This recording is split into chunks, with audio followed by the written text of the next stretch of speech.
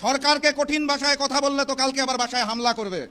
তাহলে সম্মানের সাথে বিনয়ের সাথে বলতে হবে, মাননীয় প্রধানমন্ত্রী, মাননীয় স্বরাষ্ট্রমন্ত্রী, মাননীয় জ্বালানি মন্ত্রী, এতই যদি মজুদ থাকে তাহলে এত বড় লাইন কেন?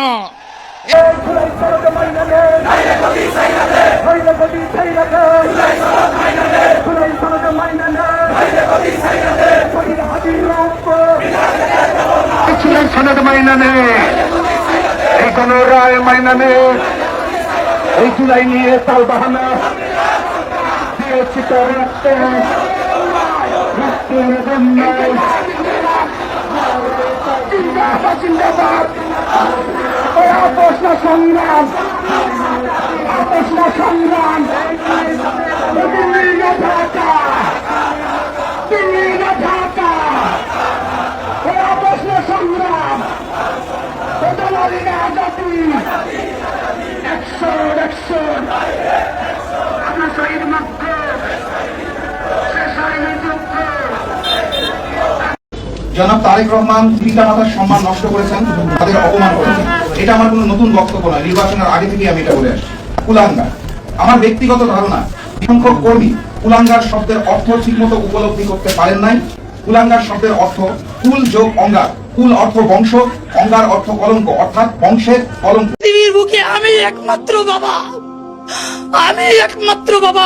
কত ছিলাম আপনারা দেখেছেন, আজকে 3 দিন হয়ে গেছে বা 4 দিন হবে, গাজীপুরের মাওনায় একজন ইমাম সাহেবের মেয়েকে দিনে দুপুরে তার সামনে থেকে ঘরের দরজা ভেঙে মেয়েটাকে কিডন্যাপ করে নিয়েছে কিছু দুর্বৃত্ত। আমরা খবর পেয়েছি তারা রাজনৈতিক পৃষ্ঠপোষকতায় এই দুর্বৃত্তপনা করেছে। জুলাই সনদ সংস্কার নিয়ে তালবাহানা করার কারণে বিশ্বব্যাংকের ঋণ আটকে দিয়েছে। জুন মাসে যে $1.3 বিলিয়ন কিস্তি পাওয়ার কথা তা বিশ্বব্যাংক দিবে না।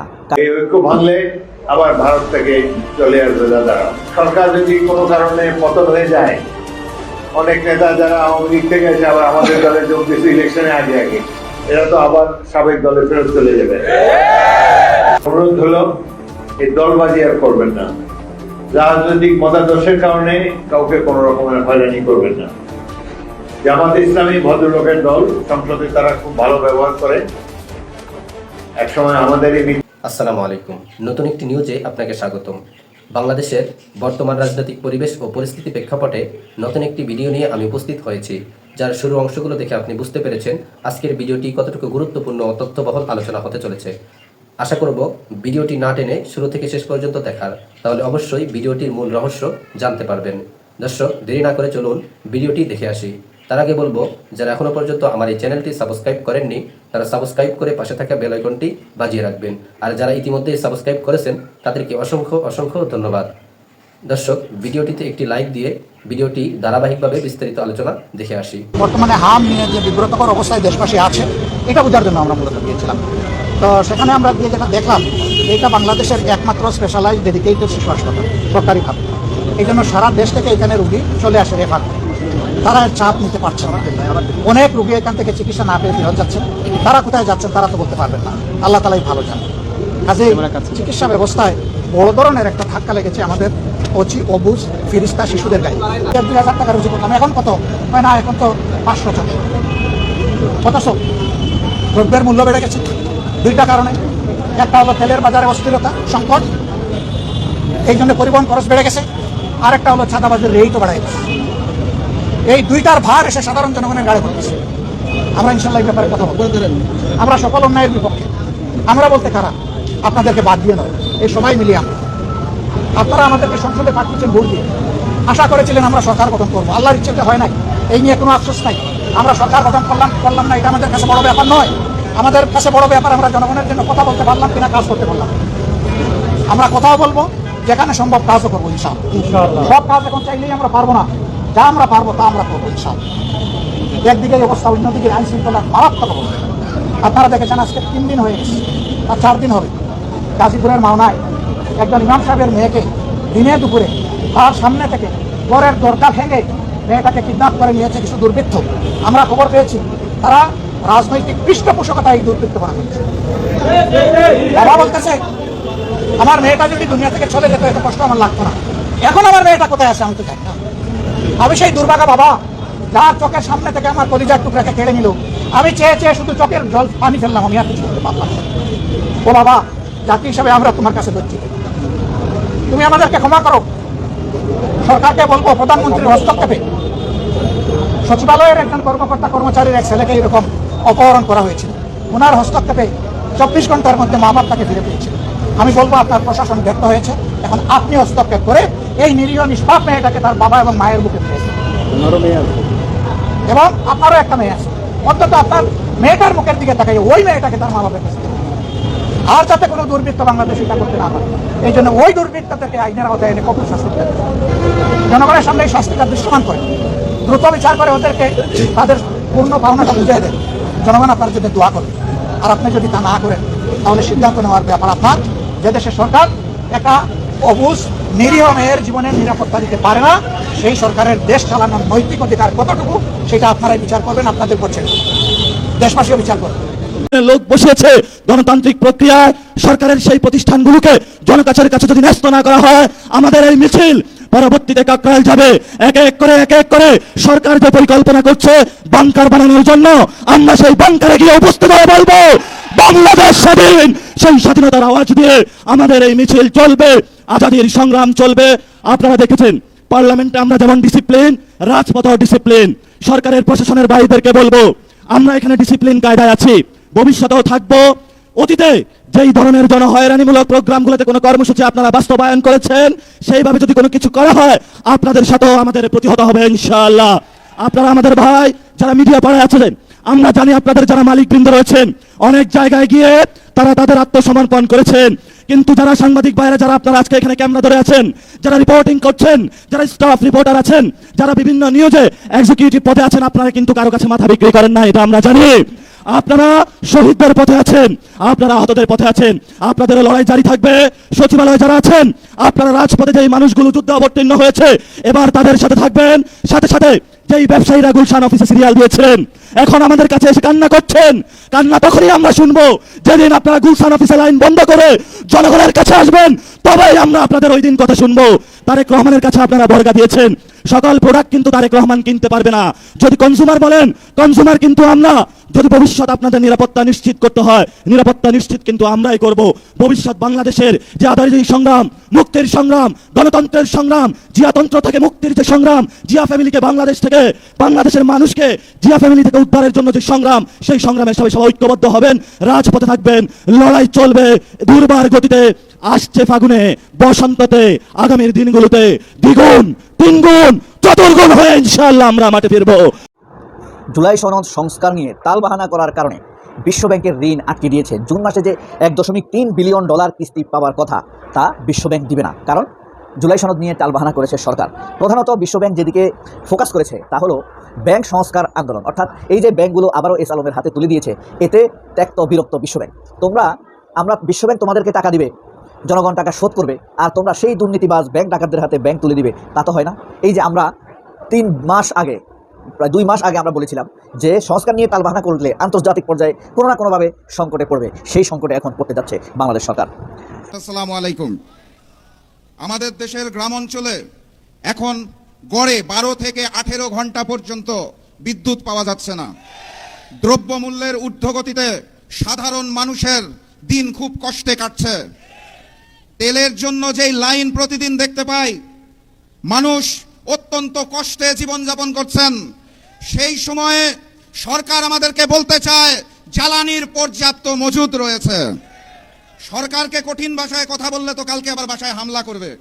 তাহলে সম্মানের সাথে, বিনয়ের সাথে বলতে হবে, মাননীয় প্রধানমন্ত্রী, মাননীয় স্বরাষ্ট্রমন্ত্রী, মাননীয় জ্বালানি মন্ত্রী, এতই যদি মজুদ থাকে তাহলে এত বড় লাইন কেন?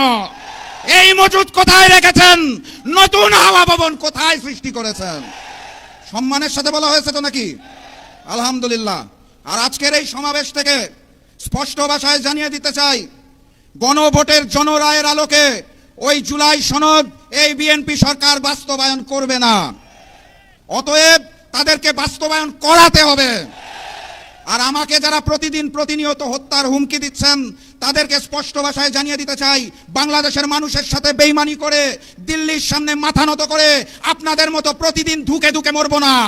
আল্লাহ নির্ধারিত সময়ে মৃত্যুবরণ করব, তার আগে পর্যন্ত ইনসাফের জন্য লড়বো ইনশাআল্লাহ। সবাই লড়াইয়ে প্রস্তুত আছেন? আগামীর লড়াইয়ের প্রস্তুতি আছে? ইনকিলাব ইনকিলাব ইনকিলাব ইনকিলাব। দেখা হবে বিজয়ে। বিজয়ের পথে যাত্রা শুরু জীবন অথবা মৃত্যু। আসসালামু আলাইকুম। জীবনে দুইটা দিন এমন হয় যে দুই দিনে 24 ঘন্টা কেউ দেখে না, 24 ঘন্টা পার করতে পারে না। জন্মের দিন আর মৃত্যুর দিন।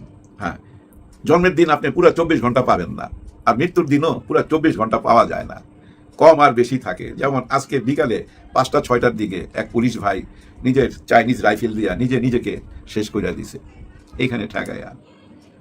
উনিও কিন্তু আজকে 24 ঘন্টা পার করতে পারলো না। কি ব্যথা তার বুকে কে জানে, উপরওয়ালাই জানে। যাই হোক, নিঃশ্বাসের কোনো বিশ্বাস নাই। এখন দেখেন তার পরিবার কাঁদবে। আমরা হয়তো আজকে একটু আলোচনা করতেছি, কালকেই ভুলে যাবো, কিন্তু ভুলতে পারবে তার পরিবার? না, ভুলতে পারবে না।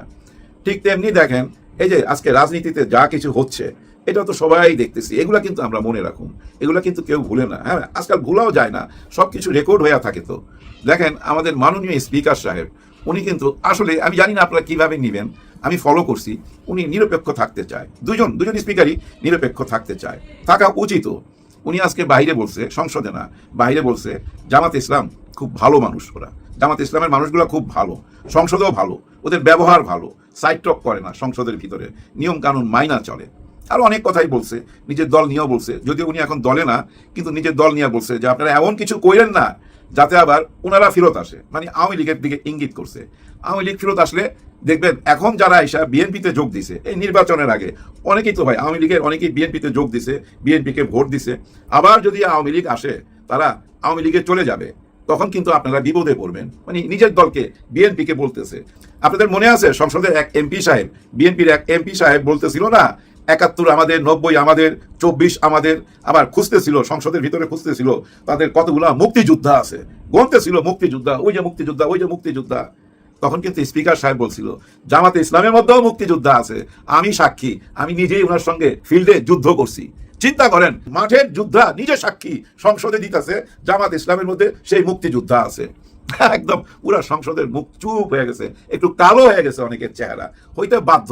সত্যি কথা তো অনেকের হজম হয় না ভাই। যাই হোক, আমি আসতে চাই আবার মাননীয় স্পিকারের কাছে। মাননীয় স্পিকারের কাছে আমার কিছু কথা আছে, মন খুলে বলতে চাই। মাননীয় স্পিকার, একটা কথা বারবার শোনা যায়, এই যে এনসিপিতে যারা আছে তারা নাকি গত 18 মাস ওই যে যাদেরকে কিংস পার্টি বলা হয়, যারা ডক্টর ইউনূস স্যারের সাথে জড়িত ছিল, এরা নাকি অনেক টাকা পয়সা মারছে। মাননীয় স্পিকার, এগুলা আপনার দলের, আপনার তো এখন দল নাই, এই রাজনৈতিক দলের অনেকেই বইলা বেড়ায়, সোশ্যাল মিডিয়া ঘুরা বেড়ায়, বিশেষ করে আসিফ মাহমুদ সজীব ভুঁইয়া, তার ব্যাপারে সে নাকি শত কোটি টাকা মারছে। এমনকি এই যে আসিফ নজরুল সাহেব, ওনার ব্যাপারেও শোনা যায় উনিও শত কোটি টাকা মারছে। নাহিদ এবং হাসনাত আব্দুল্লাহ, এদের ব্যাপারে তেমন কিছু শোনা যায় নাই। যদি না শোনা যায়, তারপরও ভাই খুঁজা বাইর করতে হবে। কারণ কি জানেন, গত 18 মাস তো খালি একই জিনিস শুনছি, এই এটা কি শার্ট পরলো, এত দামি শার্ট কই পাইলো, এই জুতা কই পাইলো, স্যান্ডেল পইরা ঘুরতো, এখন জুতা পরে। ওরা কোথায় হাঁসের মাংস খাইতে গেল, ওই 5 স্টার হোটেলে কিভাবে গেল, কার টাকায় হাঁসের মাংস খাইলো, এই গাড়ি পাইলো কই, হাতে আংটি কেন, দামি ঘড়ি কেন, অনেক কথা এই মিডিয়াতে ঘুরে বেড়াইছে। সবাই ভুলে গেল 16 বছরের অত্যাচার, অন্যায়, অবিচার। সবাই নজর ওই যে এই যুবকরা, সমন্বয়কারীরা, এনসিপির এই নেতারা কে কি করতেছে, সবাই নজর এদিকে। মিডিয়া টোটাল ফোকাসটা এদিকেই কইরা দিল। এর পিছনে কারণ কি জানেন? এই মিডিয়াগুলার, চ্যানেলগুলার মালিক কারা? এই যে আমাদের দেশের পত্রিকা আছে, পত্রিকার মালিক কারা? সবাই শিল্পপতি। আর এসব শিল্পপতির একটা দুইটা ব্যবসা না তো ভাই, মিনিমাম ডজন খানিক করে ব্যবসা আছে এদের, প্রচুর টাকার মালিক। তাদেরকে নিয়ে যেন কোনো পত্র পত্রিকায় বা মিডিয়ায় কোনো কুৎসা না রটাইতে পারে বা কোনো সত্য না তুলে ধরতে পারে, যার জন্য নিজেদের টাকা ইনভেস্ট করে নিজেরাই চ্যানেল বানায়, পত্রিকার মালিক হয়, এবং এই সাংবাদিকদেরকে বেতন দিয়ে এখানে রাখা হয় এবং তাদেরকে দিয়ে বয়ান তৈরি করা হয়। এদের একটাই কাজ, যখন যে সরকার আসবে ওই সরকারের পক্ষে থাকা, সরকারের পক্ষে বয়ান তৈরি করা। ওদের ওইসব বিজনেস সেন্টার কিভাবে চলে, কই থেকে টাকা আসে, কিভাবে টাকা লেনদেন হয়, ওদের কারেন্ট বিল কত টাকা ট্যাক্স দেয়, কোনো হিসাব কি কোনো পত্রিকায় কোনোদিন তুলে ধরে নাই। কারণ কি জানেন? সব পত্রিকার মালিক, সব চ্যানেলের মালিক, সব শিল্পপতি একজন আরেকজনের বন্ধু। তো ও এরে বাঁচায়, এরে বাঁচায়, যার জন্য কোনো কিছু প্রকাশ পায় না। আর প্রকাশ পাইলো কি? ওই যে শার্ট কত দাম, জুতা কত দাম, ঘড়ি কই থেকে আসলো, টাকা কই পাইলো, গাড়ি কই পাইলো, এগুলা। কারণ কি জানেন, এরা যেন সামনে না আসতে পারে, এরা যেন কোমর সোজা কইরা না দাঁড়াইতে পারে। এরা যদি কোমর সোজা কইরা দাঁড়ায় তাহলে তো ভাই সত্যিটা বইলা ফেলাবে, যেভাবে হাসনাত আব্দুল্লাহ বলে, যেভাবে আসিফ মাহমুদ, সজীব ভুঁইয়া, আক্তার হোসেন, সার্জিস, এরা যেভাবে কথা বলে, কারো মুখে এরকম কথা শুনেন না। যার জন্য এদেরকে দাবায় রাখার জন্য ওই কথাগুলা বলা হইতো। কোন কথা? যে এরা বহু টাকার মালিক হয়ে গেছে। আমার কথা, গত 18 মাস তো ছিল ইউনূস, তারা কিংস পার্টি, ওকে ধরে নিলাবে ইউনূস সাংঘাতিক খারাপ মানুষ, কিন্তু এখন তো নির্বাচিত সরকার, 2 মাস হয়ে গেছে। 2 মাস লাগে নাকি তদন্ত করতে? আসিফ মাহমুদ, সজীব ভুঁইয়া কত টাকা মারছে, এটা কি 2 মাস লাগে ভাই? আমারে নেন না সাথে, আমারে নেন, 1 সপ্তাহের মধ্যে যদি বাইর করে না দিতে পারি হাতে চুরি করুন। কিন্তু কথা হয়েছে, ও যদি কোনো টাকা পয়সা না সরায় থাকে কেমনে বাইর করুম? আমার তো মনে হয় সরকার কম চেষ্টা করে নাই, সরকার নিশ্চয়ই চেষ্টা করছে এদেরকে ধরার, এদের গোপন তথ্য বাইর করার, বাইর করতে পারে নাই, পারবেও না ভাই। কারণ কি 2 মাস হয়ে গেছে ভাই, 2 মাস লাগে নাকি? আসিফ মাহমুদ, সজীব ভুঁইয়া কত টাকা নিছে ওইটা খুঁজা বাইর করতে? আবার শোনা গেছিল ওর যে পিএস আছে সেও নাকি 300-400 কোটি টাকা নিয়ে গেছে। আনেন সেই মামলা আনেন, কোথায় দুদক, কোথায় গোয়েন্দা, কোথায় পুলিশ, কোথায় ওই ডিজিএফআই, কোথায় তারা ভাই? সবাই মিলা ধরেন না, খুঁজা বাইর করেন। হ্যাঁ, যদি সত্যি সত্যি আপনারা ধরতে পারেন বাহাবা দিমু, কিন্তু আসলে কিছু নাই। যেহেতু 2 মাস হয়ে গেছে, আর পারবে না। যে সবচেয়ে বড় প্রমাণ কি জানেন? ওই যে এস আলম তো ভাই চিহ্নিত দাগি আসামি, ব্যাংকের 82,000 কোটি টাকা নিয়ে চলে গেছে এ দেশ থেকে, ওকেই তো আবার আসার সুযোগ করে দিতেছে। দেখেন ভাই ব্রাদার, বিরোধী দল এই সংসদে মাননীয় স্পিকারের কাছে জানতে চাইছিল যে মাননীয় স্পিকার, আমাদের দেশে ঋণ খেলাপি বিজনেসম্যান কতজন আছে তাদের নাম জানতে চাই এবং তাদের প্রতিষ্ঠানের নাম জানতে চাই। বিরোধী দল মাননীয় স্পিকারের কাছে জানতে চাইছে। এরপরে ভাই সরকারি দল জানাইছে 20 জনের নাম। সবচেয়ে মজার ব্যাপার কি জানেন? এই 20টা প্রতিষ্ঠানের নাম যে দিছে না, এই 20টা প্রতিষ্ঠানের মধ্যে 9টা প্রতিষ্ঠানের মালিক এস আলম। চিন্তা করেন কত টাকা নিছে? 82,000 কোটি টাকা। এই 20টা প্রতিষ্ঠানকে বাঁচায় রাখছিল ডক্টর ইউনূস সরকার, 36,000 টাকা লোন দিছিল কোনো মতো চালায় নিবার জন্য, কারণ মালিক তো পালায় গেছে। আর এখানে যারা চাকরি করে তাদের তো ভাই পেট আছে, সংসার আছে। ওইটা চিন্তা কইরা ইউনূস সরকার 36,000 কোটি টাকা ব্যাংক থেকে ঋণ দিয়া এই প্রতিষ্ঠানগুলো চালু করে রাখা গেছে এবং বইলা গেছে যে নির্বাচিত সরকার আসলে ওইসব লুটেরাদের কাছ থেকে পুরো টাকা আদায় করতে হবে এবং এই মালিকানা তাদেরকে দিতে পারবেন না। কারণ এই যে 36,000 কোটি টাকা দিছিল না, এটা দিয়ে সরকার নিজে শেয়ার কিনে নিছে এই ব্যাংকগুলার। এইভাবেই ব্যাংক চলবে, কিন্তু সেই লুটেরা যেন আবার আসতে না পারে, পুরো টাকা তার কাছ থেকে আদায় করতে হবে। কিন্তু বর্তমান সরকার তাদেরকে একটা পুরস্কার দিল, সম্মান জানাইলো যে আপনারা আসেন, মাত্র 7.5% টাকা দিয়ে দেন। এখন ধরেন আমি এস আলম 82,000 কোটি টাকা নিয়ে গেছি, এখন আমি 7.5% যদি দেই কত হবে? 1200, 1800, নাহলে 2,000 কোটি টাকা। আমি 2,000 কোটি টাকা দিয়ে দিলাম, আমার 9টা প্রতিষ্ঠান আবার ফেরত পাইলাম। এই প্রতিষ্ঠানগুলো চালাইবার জন্য আবার যদি ব্যাংকের টাকার দরকার হয়, ব্যাংক তো আমারই হাতে, আবার ওখান থেকে টাকা আনুম, আবার নিমু। সবচেয়ে মজার ব্যাপার কি জানেন? এই এস আলমকে সবাই মনে করে শেখ হাসিনার কেশিয়ার। সবাই জানে, এই বাংলাদেশের ছোট ছোট পোলাপান থেকে বুড়া মানুষ পর্যন্ত সবাই জানে এই এস আলম শেখ হাসিনার কেশিয়ার ছিল। শেখ পরিবারের যত টাকা বিদেশে পাচার হয়েছে, তারপর থেকে আরম্ভ কইরা শেখ রেহানা, ওই টিউলিপ বলেন, ভাগনা জয়ের কথা বলেন, জয়ের টাকা, সবাই টাকা এই এস আলম পার করছে বিদেশে, সেই লোকটাকেই আনা হচ্ছে। এখন এই কথাগুলো ধরে নেন মিথ্যা, কিন্তু সমাজে এই কথাগুলো চালু আছে তো ভাই, সবাই এই কথাগুলো নিয়ে হাসি তামাশা করে। তো এমনও কথা বলে যে সালাউদ্দিন সাহেব হচ্ছে এস আলমের কেশিয়ার আর এস আলম হচ্ছে শেখ হাসিনার কেশিয়ার, এরকম কথা বলে অনেকেই বইলা বেড়ায়। এই যে শিলংয়ে ছিল সালাউদ্দিন সাহেব, ওইখানে নাকি এস আলম টাকা দিছে এবং লন্ডনও নাকি এস আলম টাকা দিত। সমাজে এইসব কথা ঘুরা বেড়াইতো, কিন্তু সমাজকে কেন তোয়াক্কা করতেছেন না আপনারা? সমাজকে এক সাইডে ফেলে দিয়া ওই লোকটাকে কেন আনতে হবে? সবাইকে অবজ্ঞা কইরা ওই লোকটাকেই কেন দরকার? এটা বিরাট বড় প্রশ্ন না? এই প্রশ্ন থেকে কি উত্তর পাবেন? কোন উত্তর পাবেন? হ্যাঁ, উত্তর যেটা পাবেন মনের মধ্যে রাইখা দেন, কিছুই বলার নাই। ভাগ্য খারাপ, হ্যাঁ ভাগ্য খারাপ। অনেকের আচার আচরণে মনে হইতাছে বুঝছেন পৃথিবীতে একদম 100 বছর না 500 বছর বাইচা থাকবে। দেখেন শেখ হাসিনার বয়স প্রায় 80 হয়ে গেছে, আল্লাহর কাছে বলি উনি আরো হায়াত পাক, কিন্তু দেখেন উনিও কিন্তু এখনো ক্ষমতা ছাড়ে না। ওই দলের চেয়ারম্যান কিন্তু দিবে না ভাই। এই শিরিন আক্তার শারমিনকে চেয়ারম্যান বানাইতে চায় আওয়ামী লীগের, মনে হয় এরকম শোনা যাচ্ছে, কিন্তু শেখ হাসিনা রাজি না। অনেক দিন বাইচা থাকতে চায়, কিন্তু উনি জানে না জন্মের দিন আর মৃত্যুর দিন 24 ঘন্টা পার করা যায় না। এই কথাটা সবাই ভুলা যায়। যাই হোক ভাই, বিদায় নেবো। বিদায়ের আগে শুধু একটা কথা বলুন, মানুষের মধ্যে অনেক কষ্ট জন্ম নিতেছে, তেল নিতে যায় মানুষ পেরেশান হয়ে যাইতেছে, কারেন্ট নাই পেরেশান হয়ে যাইতেছে। হামে ভাই, হামে গতকালও 4 জন মারা গেছে। আমাদের প্রধানমন্ত্রী বলতেছে গত 2 সরকার একটা বেআইনি কাজ করে গেছে, হামের কোনো ওষুধ তারা দিয়ে যায় নাই, হামের কোনো ওষুধ আনে নাই। আমার একটা কথা ভাই, প্রতিদিন কত কিছু এয়ারপোর্ট দিয়ে পাচার হয়ে যেতেছে বিদেশে, আবার ঢুকতেছে, খোঁজ নিয়ে জানেন হামের 1000 ওষুধ কি আনা যায় না? অনুমতি লাগে নাকি? অনুমতি নিয়ে আনেন না আপনারাই তো সরকারে। 1000 2000 ওষুধ হয় না, প্রাথমিক চিকিৎসাটা দেন না। আমি অনেকে মারা যাইতেছে, একে অপরকে খালি দোষ দিতেছি। গত 2 সরকার মানে ইউনূস আর হাসিনা কেন হামের ওষুধ আনলো না? ভাই হামের ওষুধ আনতে 2 মাস লাগে নাকি? আমি বুঝি না। আমার তো মনে হয় নেপালে যদি হামের প্রবলেম হইতো, নেপালের প্রধানমন্ত্রী কি করতো? আমার তো মনে হয় উনি নিজে সকালে রওনা দিত, রাত্রের বেলা আবার হামের ওষুধ নিয়ে নিজের দেশে ফিরতো, নিশ্চয়ই কাজটা করতো। হামের ওষুধ আনান, বাচ্চাদেরকে বাঁচান। গত 54 বছর যাবত ওই একই জিনিস দেখতেছি, এ এসে এলে দোষ দেয়, এ এসে এলে দোষ দেয়, কিন্তু সবাই ভুলে যায়। ওই 24 ঘন্টার কথা সবাই সবাই ভুলে যায়। পৃথিবীতে আসার দিন আর বিদায় নেওয়ার দিন 24 ঘন্টা কেউ পায় না, এটা মাথায় রাখেন। সবার জন্য সবাই দোয়া করেন। আল্লাহ হাফেজ।